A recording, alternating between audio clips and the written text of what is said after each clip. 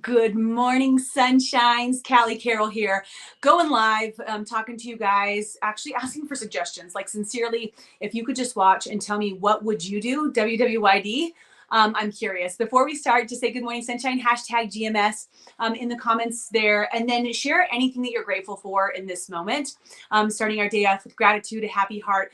And I am so grateful for doing Good Morning Sunshine from home. You guys, were home. We were at the hospital all last week and it was just rough. I do not like living at the hospital. Not a good time. Mad props and prayers for any family and parents that have to do that. It's not fun. You're going to lay down. Good job. So, okay, so here's where I'm at, you guys. We are in this situation where little man is going through chemotherapy for a minimum of another year. And right now he's on this thing called clofarabine, which is a severe chemotherapy to crush the shit out of his LCH, and help his little body fight this thing in his system. And with that, his numbers get really low.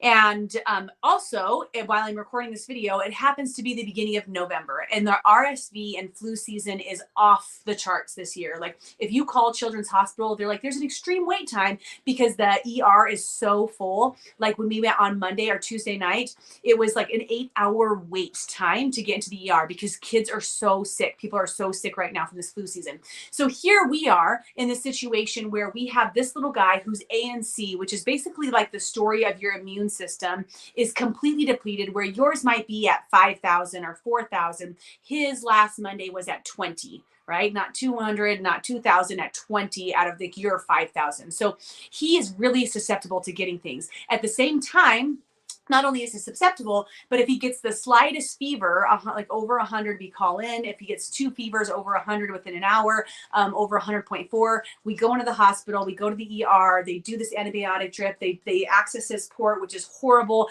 Then they admit us to the hospital, and we're there for a minimum of 2 nights so they can do all the different cultures. And then we have to wait for his ANC to go back over 100, which we saw this last week took him 5 days. Okay, so this is our life currently. Here's what I'm asking you guys. Here's what I really want to know your opinion. We came home with this like newfound realization. I'm learning continuously throughout this process, which, remember, we're always learning when we go through life. We always have like continuous things, right, that we're being exposed to. And right now I'm realizing that we have to make the choice of how are we going to live our lives for the next year. We all just went through quarantine just 2 years ago. We saw the repercussions and the results of not being out in the world, not socializing, not being around other humans for that long, how challenging that can be. Yet we're in the situation where it's also extremely challenging if he gets exposed to any illnesses and sicknesses, because not only does it mean that we end up in the hospital, but it's not like a pleasant hospital trip. And there can be semi-pleasant hospital trips, which sounds weird, right? But it's like this consistent monitoring and worrying about his diabetes insipidus. Like, it's this whole thing where it shouldn't be a thing, because that's not even why we're at the hospital, where they start restricting his medication, withholding his medication, trying to balance this thing that we shouldn't be balancing. It's just a shit show, and it's not fun at all. So we have that piece. Plus we've got Quincy Scott, who's at home, our 3-year-old that we're not able to be with, and we're trying to manage that. And then our other kids. So it's a lot. Right? So what would you do? What would you do if you were us? And how might you guys be able to support us? And I didn't turn this on so I can see your comments, which is not really supportive in the situation because I can't read your comments, but I'll go and read afterwards.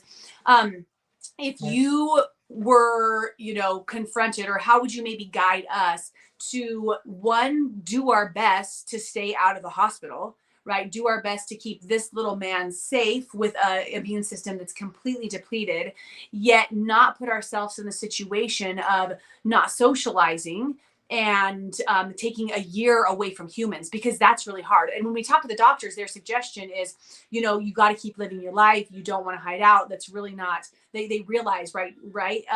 As the results, the repercussions of having that happen. But at the same time, I'm like, being in the hospital for 2 weeks, basically out of every month, is also not conducive. So we're in the hospital for 2 weeks, and then we're out doing stuff for 2 weeks. Are we at home for, or in a hospital for a week and in chemo, then we're at home for a week hiding out. And then we're like, what's the answer?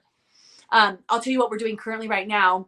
And I really want to know, like, what's your opinion? What would you how would you handle, how would you cope with that life situation? Because I think you guys might have some good ideas, especially when my mind is kind of kerfuffled right now.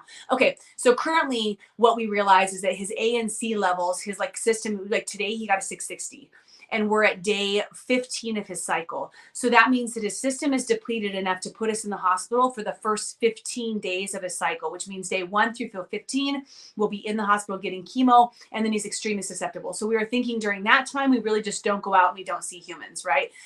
We're not, Quincy has to go to school. Jace has to go to school. John has to go to work. Like we still have to do life. So then on top of that, doing like extreme hand washing, wearing masks if anybody's feeling sick within the household.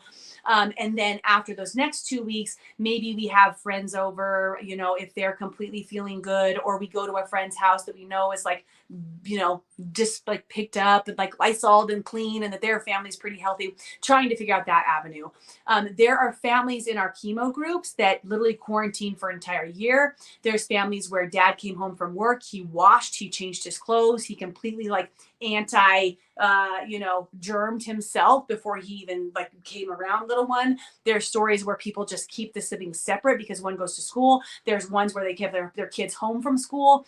A lot of them seems like really drastic, and I just don't know. I don't know the answer. And the other question that I have for you guys is, as I'm realizing that my next year is going to be at least half the time within these doors, thank heavens for my mom's house that's right there, right? So we have some different, we have the cabana, we have her house, so we have this little community right here that we can go to. But what activities, like I've never been super mom, you guys, I've never been preschool mom, I've never been home at school mom. What activities could I start to infuse, or how do you, maybe you have suggestions of how to manage our day and our life to keep my little guys interested, learning, just keep life fun, being just at home with these different things, whether that's, I'm thinking about music and language and, art. And I don't know. I've never done any of this. So if you have any suggestions about those type of activities, 2-year-old, 3-year-old, what things might you bring into our house? What toys, tools, props, what might support us in that? Okay. Those are my questions for you guys.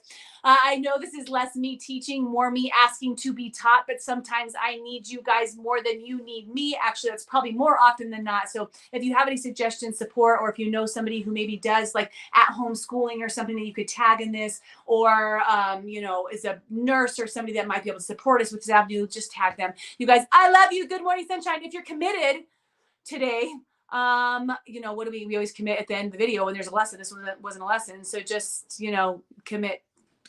I don't know. You guys, I have nothing right now. Okay. Wait, and John, say good morning, sunshine, to my friends. You don't want to. He doesn't want to, his friends today, you guys. He's had a rough morning. Okay. Love you guys. Bye.